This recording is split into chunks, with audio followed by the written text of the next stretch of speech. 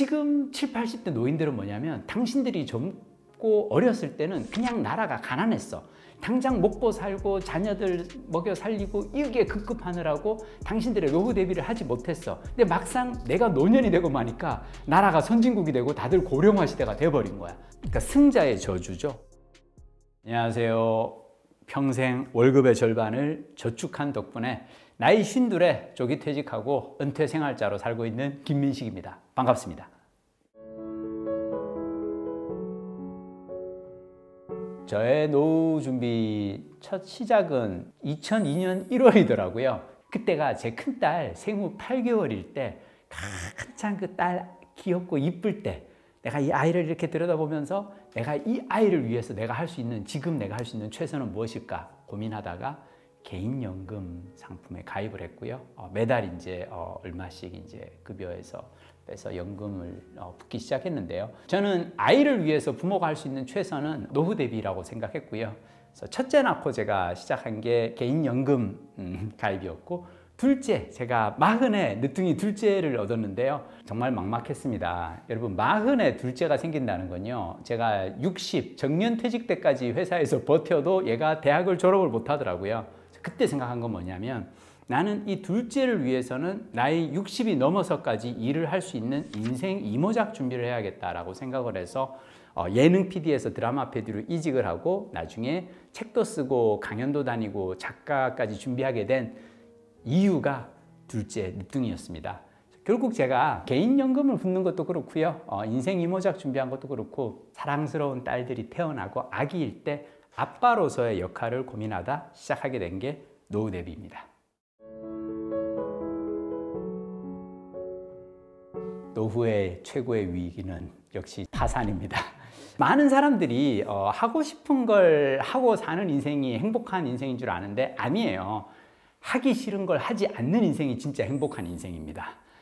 노후에 가난하잖아요. 그러면 하기 싫은 일도 해야 되고요. 몸이 아파도 나가서 일을 해야 되고요. 보기 싫은 사람도 찾아다니면서 아쉬운 소리를 해야 돼요. 돈이 행복의 필수 조건은 아니지만 없으면 무척 불편해집니다. 그래서 저는 노후에 여러분들이 가장 피해야 할 위기는 자산의 위기라고 생각합니다. 경제적 위기. 저는 한국이 빠른 시간 내에 고도 성장을 했기 때문에 찾아온 게 지금 고령화 시대의 위기라고 생각합니다. 다른 선진국들은 서서히 고령화 시대로 진입을 했기 때문에 그들이 나이 50에 7, 80 부모님들의 세대를 보면서 준비할 수 있는 여유가 있었어요.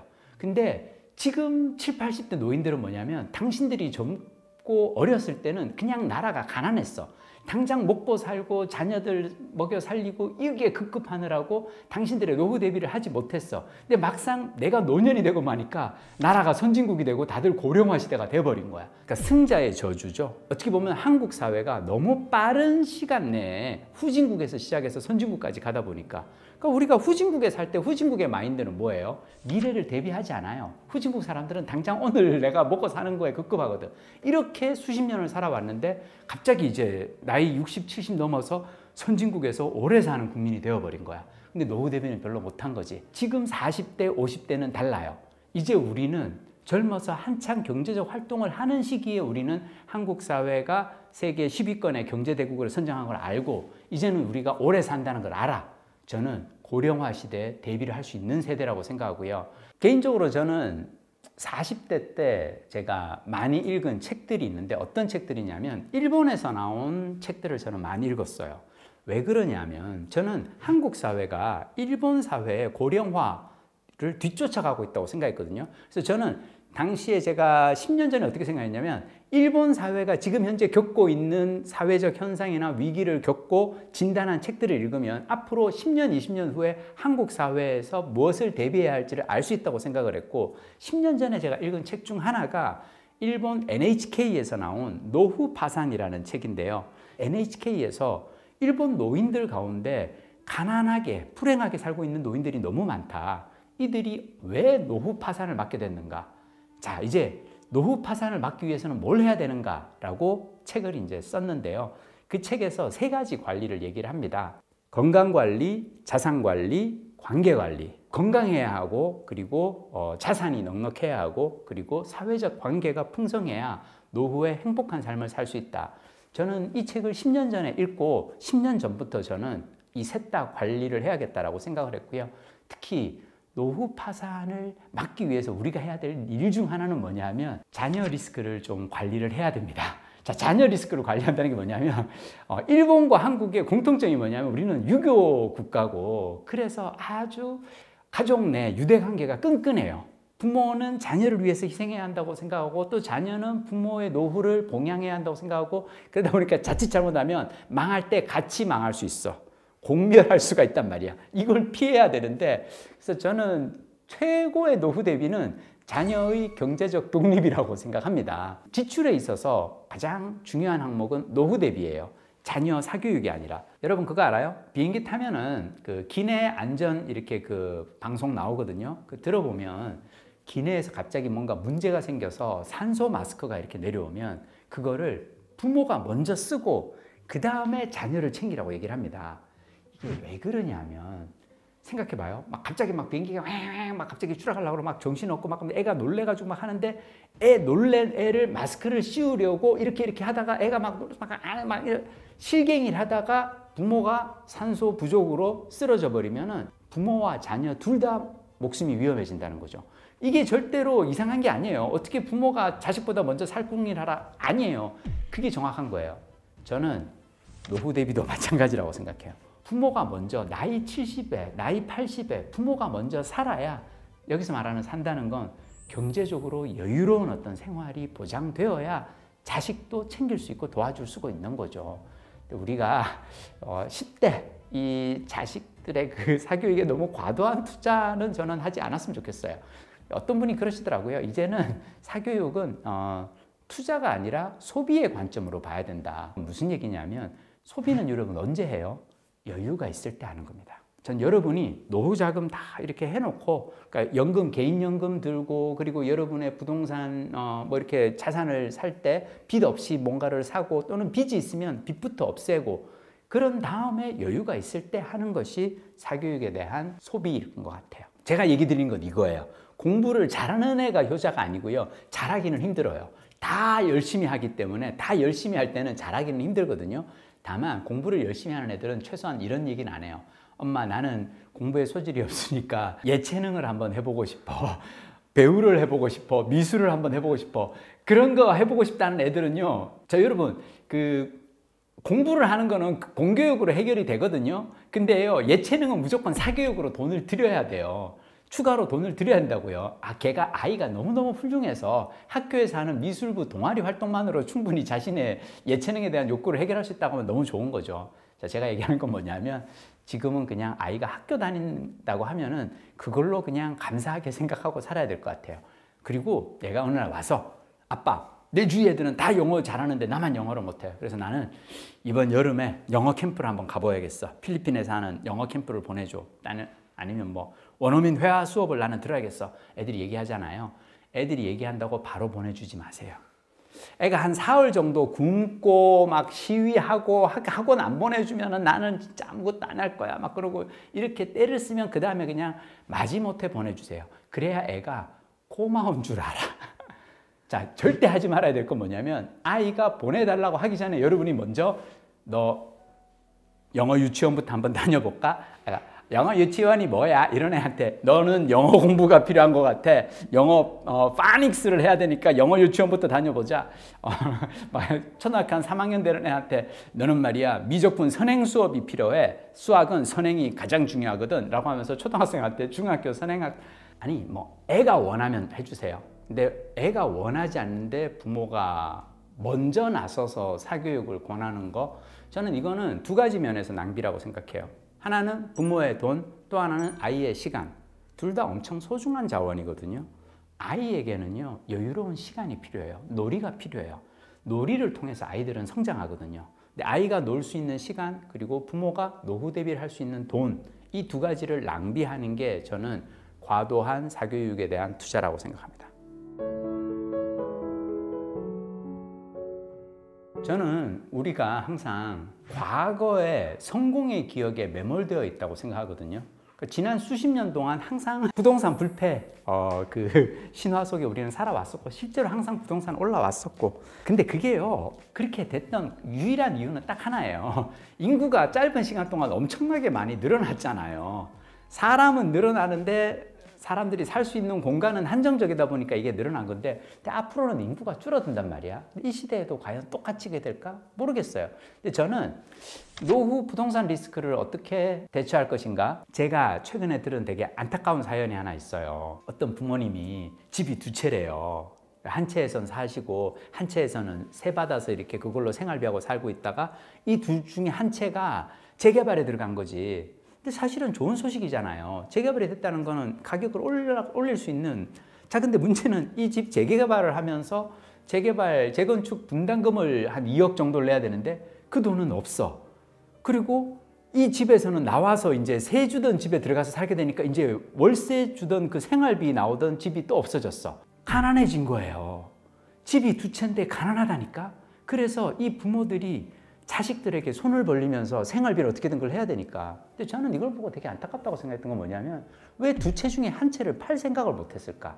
왜 못했을까요? 여러분 요즘 그 70, 80대 부모님들이 가지고 있는 안타까운 생각 중 하나가 뭐냐면 내 집은 어떻게든 자식들에게 물려줘야 한다고 생각하거든요.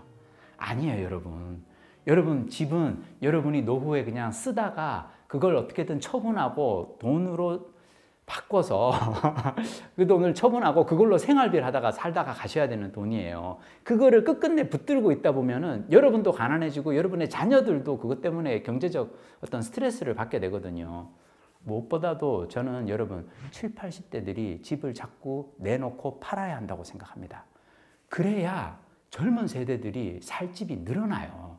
70, 80대들이 나는 죽을 때까지 이 집은 안고 살 거야. 그러지 마세요. 우리 젊은 세대와 공존할 수 있는 방법이 뭘까 한번 생각을 해보자고요. 저는 이제 노후에 우리가 멀어지고 줄여야 한다고 생각합니다. 서울로부터 10년에 한 번씩 100km씩 멀어지면 돼요. 여러분이 만약 서울에서 살고 있잖아요. 10년에 한 번씩 한 100km 정도 이렇게 떨어진 어디 수도권에서 살다가 다시 또 한 10년 지나고 그러니까 멀어질 때마다 아마 그 집값을 팔고 다른 데 얻으면은 차액이 뭐 한 1, 2억은 생기지 않겠어요? 그거 가지고 한 10년 버티고 또 그 다음에 멀어지고. 자, 그러면서 서울에서 가까운 곳은 직장 다니면서 일을 해야 하는 젊은 사람들에게 우리가 양보하는 거예요. 그리고 여러분 넓은 집 살지 마세요. 40평, 막 30평 이런 국민주택이라고 하는 건 그거는 아이를 기르면서 살아야 할 젊은 세대들에게 사실 필요한 아이들 방이 있어야 되니까 우리는 작은 데로 옮겨가자고요. 원룸이라든지 아니 뭐 혼자 사는 분들은 저는 원룸도 좋고 아니면 그냥 작은 빌라 같은데 그러니까 학군 같은 거 너무 따지지 말고 좋은 학군 이런 거는 젊은 세대들한테 양보하고 줄이고 살았으면 좋겠어요. 저는 부동산 리스크 관리하는 방법 아주 쉬워요. 늘 살던 대로 고집하고 살지는 마세요. 지금 내가 사는 데서 죽을 때까지 이 집을 가다가 자식에게 물려줄 거야? 그러지 마시고 미리 처분하고 파세요. 부동산 가격을 낮출 수 있는 방법. 제가 여기서 낮춘다라는 건 뭐냐면 뭐 이렇게 경제적 파탄, 뭐 어떤 국가적 위기를 얘기하는 게 아니에요. 우리가 젊은 세대에게 좀 더 저렴한 부동산을 마련해 줄 수 있는 방법을 우리는 생각을 해야 되고요. 저는 그것은 60 넘어서 이제 노후에 조금씩 서울로부터 멀어지거나 줄이거나 그 방법에 있다고 생각합니다. 노후의 부동산 딱 하나만 생각합시다. 곡감은 여러분 빼먹으라고 있는 거예요. 그 긴 곡감을 죽을 때까지 그냥 놔두지 마시고 하나하나 이렇게 어떻게든 조금씩 노후 자금으로 쓰셨으면 좋겠습니다. 제가 원래 어려서는 아버지하고 딱 그렇게 사이가 좋진 않았어요. 이 대한민국에서 아버지하고 이렇게 사이 좋은 살갑게 지내는 아들이 별로 없잖아요. 근데 제가 아버지하고 사이가 좋아진 계기가 하나 있어요. 제가 매달 아버지한테 25만 원씩 이제 월급 타면 용돈을 드렸는데 아버지가 어느 날 불러서 그러시는 거예요. 야, 다음 달부터 용돈 50만 원으로 올려. 아니 아버지 왜? 아버지 저기 연금도 받으시고 그냥 여유 있으신데 그랬더니 야, 니네 월급도 오르고 물가도 오르는데 왜 용돈은 안 오르는 거야? 다음 달부터 50만 원 올려. 집에 가서 네 아내한테 얘기해라. 다음 달부터 아버지한테 드리는 용돈 50만 원 올린다고. 알았어요 아버지. 이제 50만 원으로 이렇게 그 자동이체 금액을 인상했어요. 다음 달에 50만 원 이렇게 이체하고 나니까 아버지한테 전화가 왔어요. 밥 먹자고. 그래 아버지하고 이렇게 밥을 먹는데 밥 먹고 일어날 때 아버지가 이렇게 봉투를 하나 주시는 거예요. 딱 봤더니 안에 만 원짜리가 25장이 들어있어. 그래서 뭐예요 아버지? 그랬더니 리베이트다. 내가 이제 매달 너한테 50만 원씩 받으면은 네가 이번에 용돈 올려준 그 돈만큼 너한테 현찰로 다시 돌려줄게. 네 마누라한테는 아버지 용돈 50만 원 올렸다고 얘기를 하고 내가 널 만나서 25만 원씩 돌려줄게. 그럼 너가 이 돈을 미처 모르는 데다가 잘 이렇게 숨겨놔라. 그러면은 매달 25만 원이면 1년이면 300만 원, 10년이면 3천만 원. 넌 나중에 나이 70에 내 무덤에 와서 울 거다. 아버지 감사합니다. 아버지가 하셨던 얘기가 그거예요. 남자에게 노후에 가장 중요한 것은 비자금이다. 비자금이 없는 남자는 너무 불행하다는 거예요. 그때 아버지 나이가 70이었는데 아버지가 재경 고등학교 동창회 나가세요. 그러면 한 달에 한 번씩 이제 친구분들이랑 산에 간단 말이야. 북한산, 관악산, 뭐 이렇게 청계산 내 다녀. 그러다가 어느 날 친구가 그러는 거지. 야, 요즘은 저기 단풍 시즌이니까 다음 달에 우리 저기 버스 대절해가지고 내장산 단풍 보러 가자. 갑자기 늘 한 50명 정도 나오던 인원이 한 20명으로 팍 준대요. 전철 타고 가는 북한산이나 남산은 다들 가는데 전철비가 무료니까 버스비 10,000원을 내야 되는 경우라면 그 돈이 없어서 모임에 못 나오는 친구가 그렇게 많대요. 나이 70에. 그래서 아버지가 그러셨어요. 노후에 너에게 가장 중요한 것은 비자금이다. 저는 사실 우리가 욜로를 제대로 해석해야 한다고 생각해요. 왜 젊은 사람들 욜로 좋아하잖아요. You only live once. 단 한 번 사는 인생 멋지게 살다 가는 거야. 여러분, You only live once를 그대로 해석하면요. 당신은 오로지 한 번 산다거든요. 자, 인생을 다시 살 수가 없는 거예요. 2번, 3번 회귀해서 다시 살 수가 없어. 그래서 내가 나이 70에 아프고 병들었는데 심지어 외롭고 돈도 없잖아요. 그러면 누구를 원망하겠어요? 20살의 나를 원망해요. 30살의 나를 원망해요. 그때 내가 직장 생활할 때 돈을 좀 더 벌어둘 걸. 나이 70 넘어서 몸은 아프고 힘든데 돈이 없어. 얼마나 괴롭겠어요. You only live once. 인생 단 한 번 사는 것이기 때문에 여러분들이 노후 대비를 해야 돼요. 지금 현재를 즐겁게 사는 게 아니라 나 자신에게 줄 수 있는 최고의 선물은 여유로운 노후, 비자금입니다. 아버지가 저에게 알려주신 소중한 가르침이에요.